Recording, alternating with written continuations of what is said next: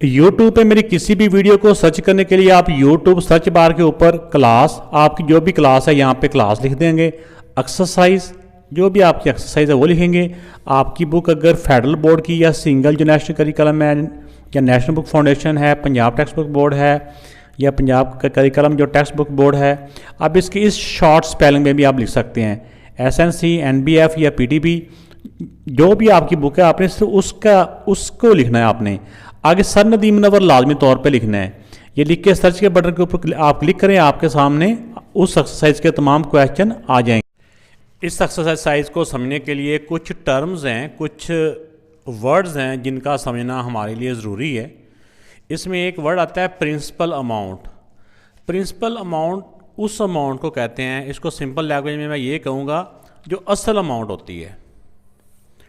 असल अमाउंट की जिस तरह हम बैंक के अंदर 100 रुपीज़ जमा करवाते हैं, ठीक है ना, तो वो हम कुछ सालों के लिए उसको जब जमा करवाते हैं तो बैंक हमें कुछ देर के बाद हमें देता है 100, वो भी देता है जो हमारा असल है, और साथ कुछ एक्स्ट्रा पैसे भी देता है, ठीक है ना। जो बैंक हमें एक्स्ट्रा पैसे देता है ना, उसको कहते हैं प्रॉफिट। जो असल अमाउंट है वो तो है ही है ना, लेकिन कुछ एक्स्ट्रा अमाउंट भी देता है कुछ पीरियड के बाद, उसको प्रॉफिट कहते हैं। इसी तरह बाद दफ़ा हम बैंक से पैसे उधारे लेते हैं, ये तो हमने बैंक को दिए है ना, जमा करवाए हैं ये वाले। बाद दफ़ा हम बैंक से पैसे कुछ कारोबार करने के लिए लोग लेते हैं, लोगों ने पैसे लिए, तो जब उन्होंने 100 रुपये उससे लिया उधारा, बैंक से उधार लेते हैं, कुछ अरसे के बाद वही वाली अमाउंट बैंक को वापस करनी होती है, लेकिन वो 100 रुपीज़ के अलावा कुछ एक्स्ट्रा पैसे भी पे करने पड़ते हैं। बैंक को कुछ एक्स्ट्रा पैसे भी पे करने पड़ते हैं। वो जो एक्स्ट्रा अमाउंट उनको वापस करते हैं ना, उसको बोलते हैं मार्कअप।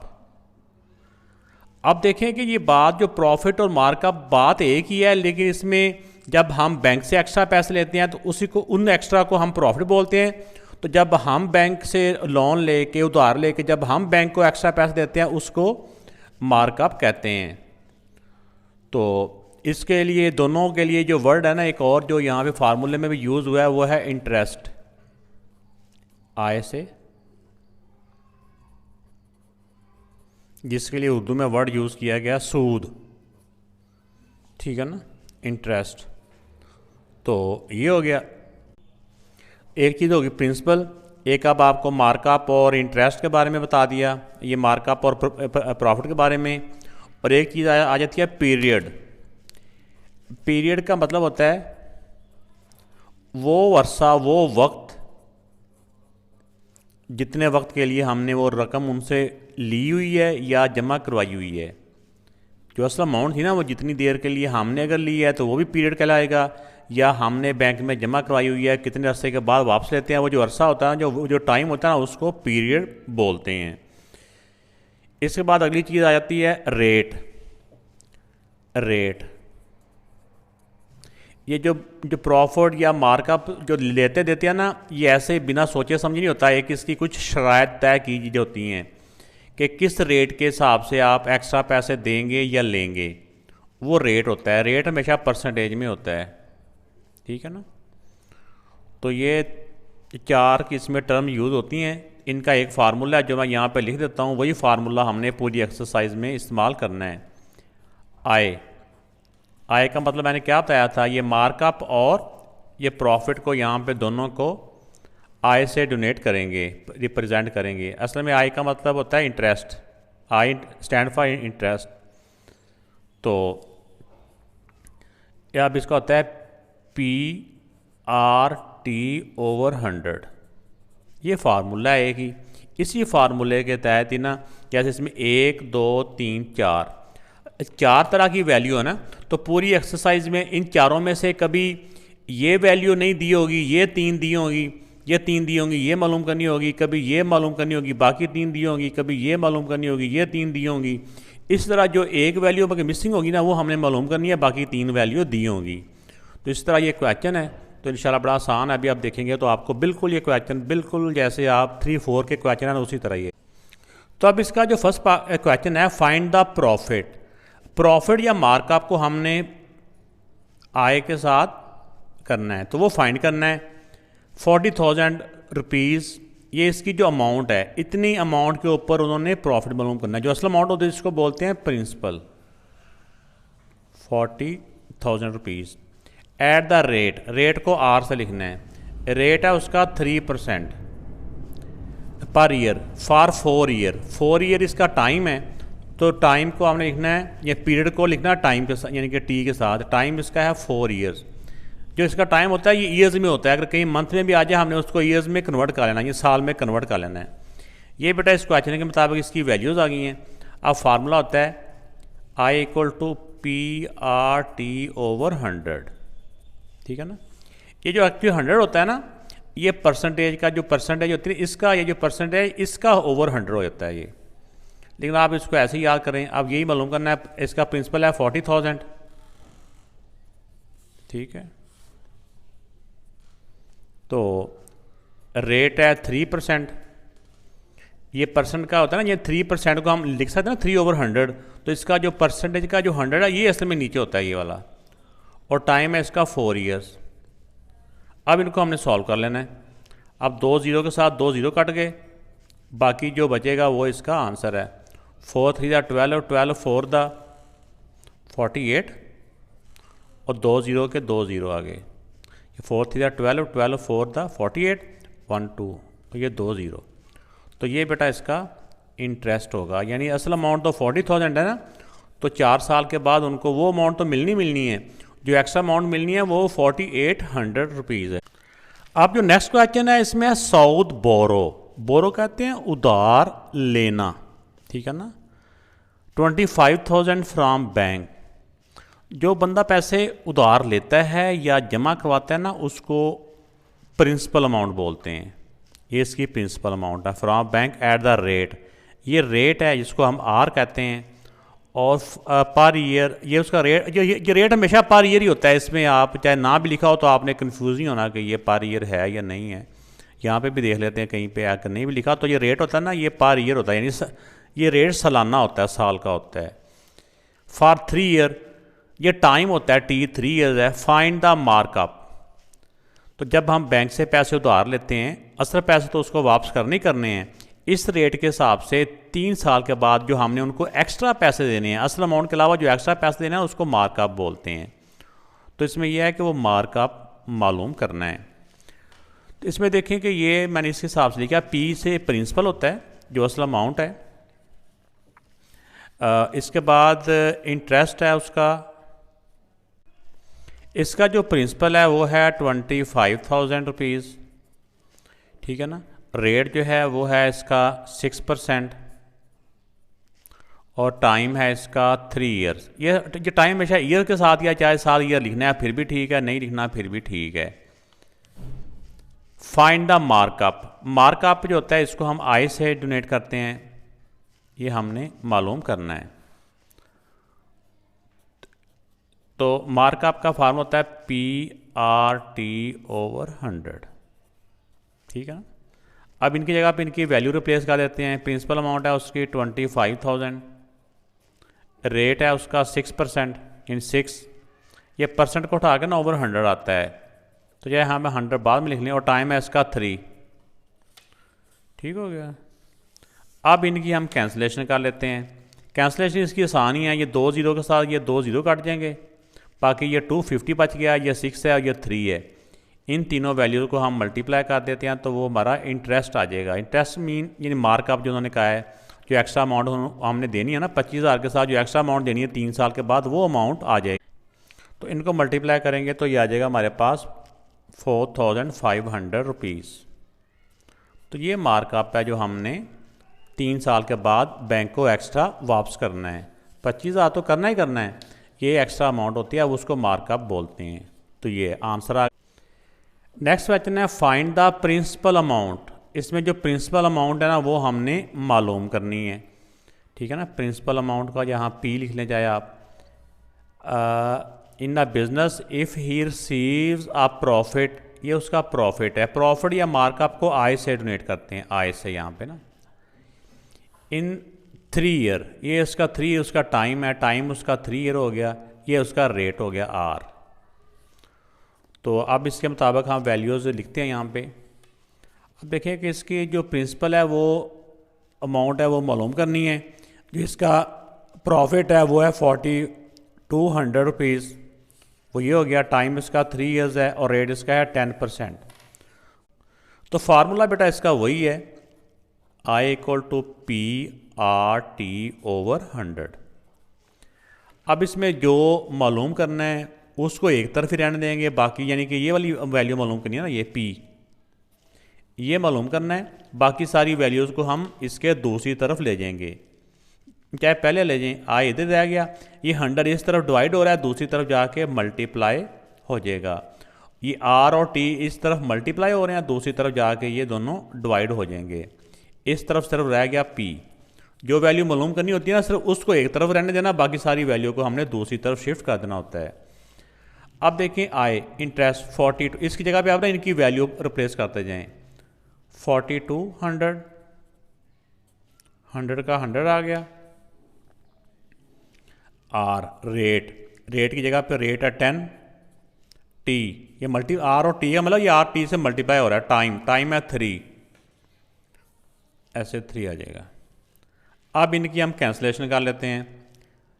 0 के साथ 0 कट गया। अब हम करेंगे कि ये 3 के साथ ये कैंसलेशन हो रही है। 3 1 दा 3, 3 4 दा 12 और 0 का 0। अब 140 को 100 के साथ जब हम मल्टीप्लाई करेंगे तो ये आ जाएगा 140 ये वाला हो गया और 2 0 ये वाले हो गए, ये 14,000।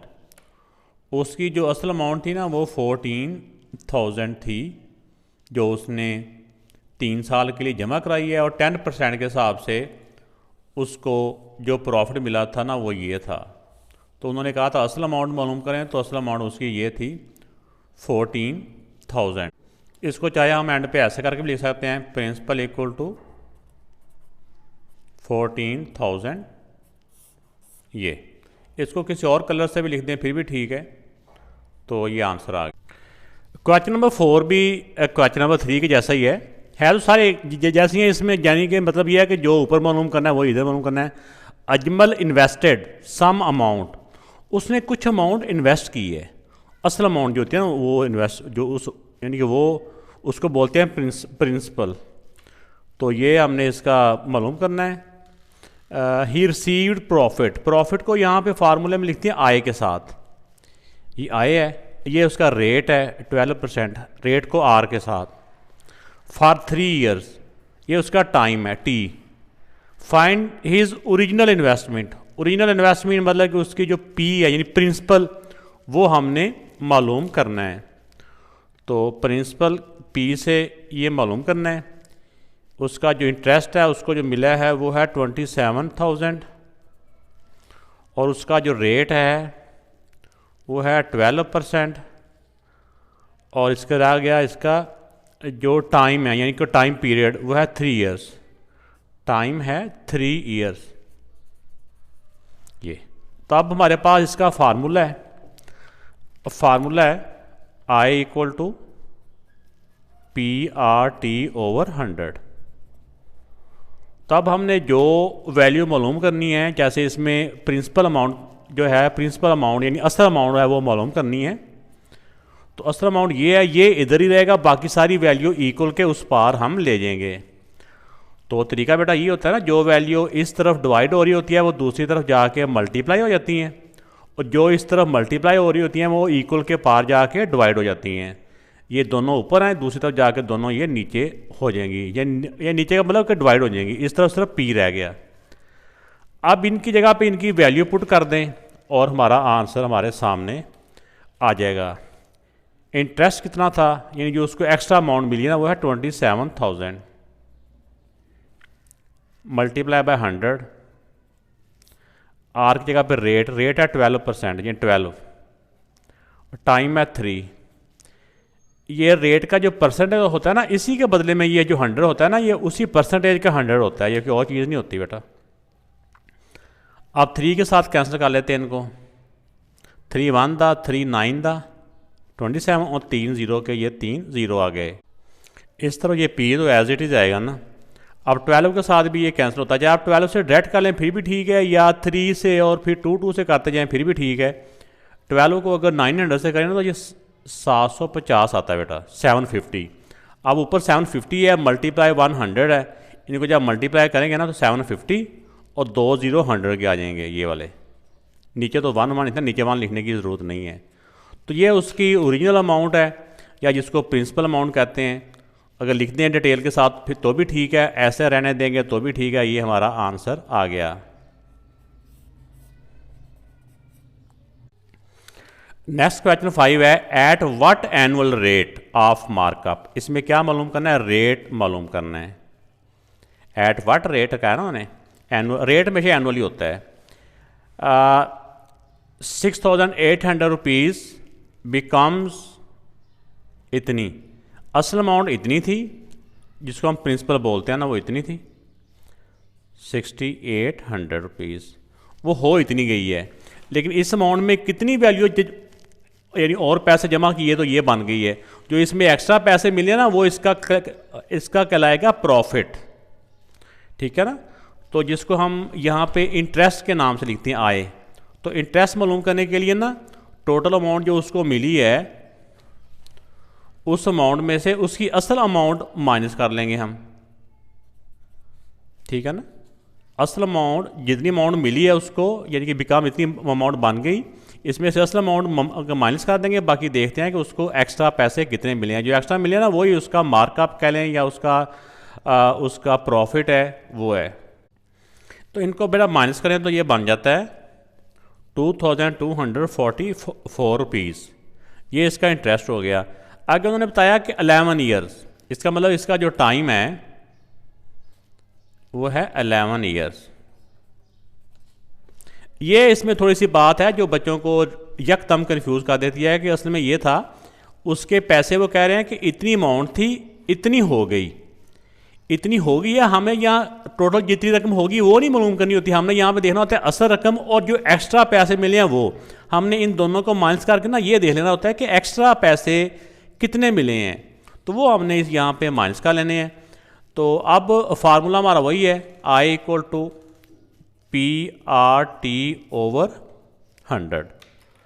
अब हमने इस क्वेश्चन में रेट मालूम करना है। ये रेट मालूम करने का कहा था मैंने। तो अब ये रेट का R वाली वैल्यू रह जाएगी इधर ही, बाकी जो इस तरफ डिवाइड हो रही है वो उस तरफ जाके मल्टीप्लाई हो जाएगी, और जो इधर R के साथ मल्टीप्लाई हो रहे हैं वो दूसरी तरफ जाके डिवाइड हो जाएंगे। ये मल्टीप्लाई दरमियान में लिखना है फिर भी ठीक है, नहीं तो PT भी लिखने तो मतलब होता है ये मल्टीप्लाई हो रहे हैं। अब इनकी जगह पे इनकी वैल्यू रिप्लेस कर दें। इंटरेस्ट है उसका इतना मल्टीप्लाई बाय 100 ओवर प्रिंसिपल था 6800 और टाइम है उसका 11। इस तरफ ये रेट ही रह गया। अब देखिए बेटा इसमें कैंसिलेशन की जब बात आएगी तो हम कैंसिल करेंगे कि 2 0 के साथ ये 2 0 कट गए, 11 के साथ वैसे ये कटिंग हो रही है, तो हो जाएगा 11 1 दा 11, 11 2 दा 22। आगे अगर एक ही स्टेप में 2 डिजिट कट्ठे लेना तो फिर दरमियान में 0 आता है, 11 4 दा 44। अब 68 को अगर हम मल्टीप्लाई करें किसी नंबर से तो देखें उसमें 204 आता है, तो बिल्कुल 68 1 दा 68 3 दा, तो ये 3 आ गया। ऊपर से 3 बचा है, नीचे कुछ भी नहीं बचा, तो R इक्वल टू 3। तो ये R क्या था? रेट। जो बेटा रेट होता है ना ये हमेशा परसेंटेज में होता है, उसका रेट था जो एनुअल वो 3%। तो ये बेटा इसका आंसर आ गया। इसमें क्वेश्चन जो 5 और 6 है ये एक जैसे ही हैं। क्वेश्चन नंबर 6 में भी है at what annual rate. Annual rate इसका मालूम करना है। Of profit would be sum of 5800 rupees. ये उसकी इतनी अमाउंट थी, असल अमाउंट को बोलते हैं principal, 5800 rupees will increase to 7105, यानी इससे बढ़कर वो इतनी हो गई। असल अमाउंट इतनी थी, वो बढ़कर उसमें इजाफा होकर इतनी हो गई है। तो अब हमने इसमें एक तो यहाँ पे लिख सकते हैं कि टोटल अमाउंट भी लिख सकते हैं, लेकिन अगर हमने डायरेक्ट भी इंटरेस्ट निकालना है तो जो अमाउंट उसके पास आई है ना, टोटल उसको मिली है, उसमें से उसकी असल अमाउंट माइनस कर दें तो वो आ जाएगा, उसका इंटरेस्ट आ जाएगा, यानी कि उसका प्रॉफिट मिल जाएगा उसको, जो भी उसको एक्स्ट्रा पैसे मिले हैं इन 3 ईयर टाइम। और उसका टाइम है 3 ईयर। इसमें से इसको माइनस कर लेते हैं। पहले हम इसको माइनस करेंगे तो ये आ जाएगा 1305। इसमें इसको माइनस किया ये, यानी उसको जो एक्स्ट्रा पैसे मिले ना वो ये है। हमें टोटल अमाउंट से गर्ज नहीं होता, हमें होता है जो उसकी असल अमाउंट है वो, और जो एक्स्ट्रा मिले हैं, जो उसको प्रॉफिट मिला है या उसने एक्स्ट्रा पैसे दिए, उनसे होता है हमारी कैलकुलेशन, उसके साथ उसका तल्लक होता है। अब यहाँ पे फार्मूला हम लिखते हैं, I इक्वल टू होता है PRT/100। अब यहाँ पे भी हमने रेट ही मालूम करना है इस क्वेश्चन में, ठीक है ना, रेट ही मालूम करना है। तो रेट की वैल्यू जो R है इधर ही रह जाएगा, ये बाकी सारी वैल्यू को हम इक्वल के दूसरी पार ले जाएंगे। रूल यही होता है, जो वैल्यू इस तरफ डिवाइड होती है दूसरी तरफ जाके मल्टीप्लाई हो जाती है, और जो मल्टीप्लाई हो रही होती है वो दूसरी तरफ जाके डिवाइड हो जाती हैं। अब इनके अंदर इनकी वैल्यू रिप्लेस कर देते हैं। इंटरेस्ट कितना उसका 1305 मल्टीप्लाई बाय 100, प्रिंसिपल है 5800 और टाइम है 3, ठीक है ना, इधर रेट रह गया। अब इनकी हम कैंसिलेशन करते हैं, 2 ज़ीरो के साथ 2 ज़ीरो कट के इसकी कहानी तो यहीं ख़त्म होगी। बाकियों को आप देखते हैं, ये 3 के साथ कैंसिल होता है, 3 1 दा 3, 3 4 दा 3, 3 दा 3, 5 दा 15।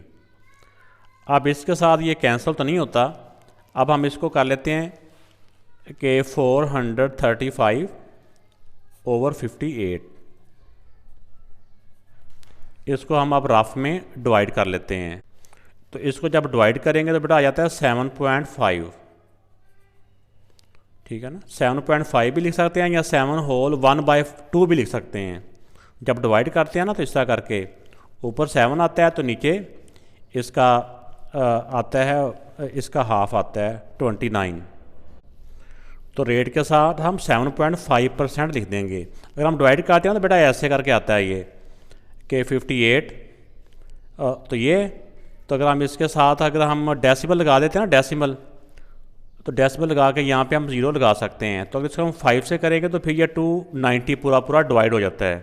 तो अगर डेसिमल में करेंगे तो ऐसे भी आ जाएगा, जैसे पीछे बुक के पीछे क्वेश्चन है ना, पीछे इसका आंसर है, उन्होंने इसी फॉर्म में क्या दिया कि 29 ये और 58, 7 होल 29 और 58, तो 29 1 था, 29 2 था, तो 7 होल 1/2 उन्होंने पीछे लिखा है। लेकिन आप इनको एक स्टेप और डिवाइड कर लें और ये इसका आंसर आ जाएगा 7.5%।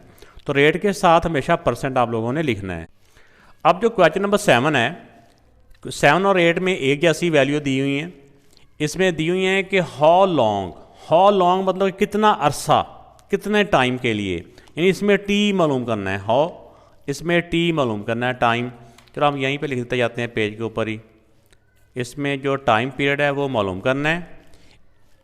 15,500 rupees have to be invested, उसने इतनी उसकी असल अमाउंट है जो उसने इन्वेस्ट किया है, यानी उसकी जो प्रिंसिपल अमाउंट है वो है 15,500 to be invested to markup rate. ये मार्कअप रेट है, उसका रेट को लिखते हैं 6%। टू गेन 2,790 रुपीज़, ये गेन है, यानी उसको टोटल अमाउंट इतनी मिली है। लेकिन हमें जो चाहिए होता है ना वो होता है एक्स्ट्रा अमाउंट कितनी मिली है, जो इंटरेस्ट होता है ऊपर वो हमें चाहिए होता है। हमें टोटल अमाउंट से हम वो निकालेंगे। तो इसकी जो उसको टोटल अमाउंट मिली है उसमें से उसकी असल अमाउंट जो उसने जमा कराई थी ना वो हम माइनस कर लेंगे। इनको माइनस करेंगे 0, 9 का 9, 7 से 5 क्या 2, ठीक हो गया। क्वेश्चन नंबर 7 है, how long would 15,500 have to be invested. इसमें हाउ लॉन्ग यानी इसमें टाइम जो है ना वो हमने मालूम करना है कि कितने टाइम के लिए। ये उसकी अमाउंट है, जो प्रिंसिपल अमाउंट कहते हैं, जो असल अमाउंट को पी से लिखते हैं ना, principal amount 15,500 rupees to be invested at markup rate. ये रेट का होता है जो मार्कअप रेट, इसको आर से लिखते हैं, आर है 6% per year to gain 2,790 rupees के इतने उनको पैसे मिलें। ठीक है ना। वैसे यहाँ पे एक वर्ड उनको लिखना चाहिए था कि invest at a markup to gain markup, कि इतना उनको मार्कअप मिलने के लिए। ठीक है ना। इसमें अगर पैसे कहीं पे इन्वेस्ट किए हैं तो जो एक्स्ट्रा पैसे मिलते हैं ना उसको वैसे प्रॉफिट बोलते हैं, तो यहाँ प्रॉफिट रेट भी ले कह सकते थे। तो लेकिन यहाँ पे आप या प्रॉफिट या मार्कअप लिखते हैं कि इतना प्रॉफिट या मार्कअप मिलता। ये एक वर्ड की मैं समझता हूँ कि यहाँ कमी रह गई है। तो एक्स्ट्रा जो अमाउंट मिलनी है ना, ये उन्होंने एक्स्ट्रा अमाउंट की बात की है, यहाँ ये टोटल अमाउंट की बात नहीं की। ये है 2,790 रुपीज़।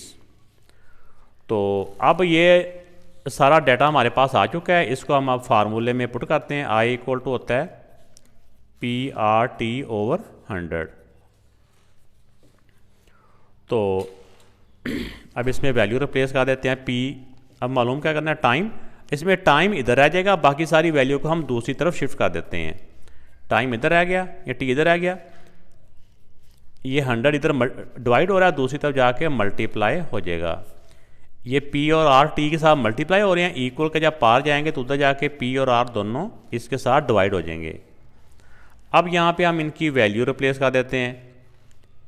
इंटरेस्ट है उसका 2790 multiply by 100 over principal amount थी उसकी 15,500 और रेट है 6%।